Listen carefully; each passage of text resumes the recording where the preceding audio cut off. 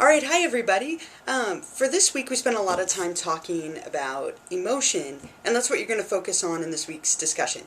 So you're going to do a couple of things. First, what you're going to come up with is an example of a scenario in your life, or an event in your life, that led to an emotional reaction.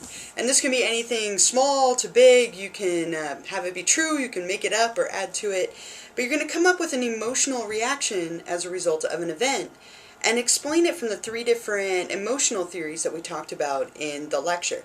The James Lang theory, the Cannon-Bard theory, and the Schachter-Singer or two-factor theory.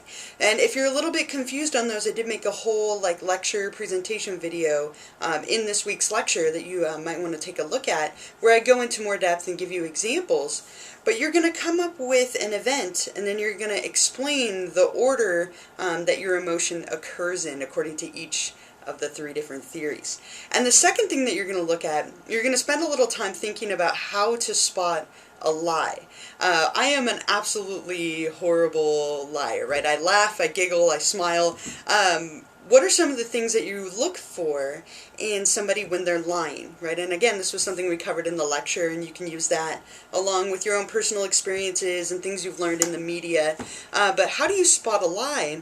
And as a bonus, I'm including a video below where I will give you two truths and a lie, just like the classic game that used to be played with this, and you have to guess which one the lie is. Now again, I've told you I'm a horrible liar, but I did my absolute best to not be too obvious, and I also wrote them down, which helped me keep it under control. But watch the video, see if you can guess which one is the lie, and I will reveal it a little bit later after this week's discussion.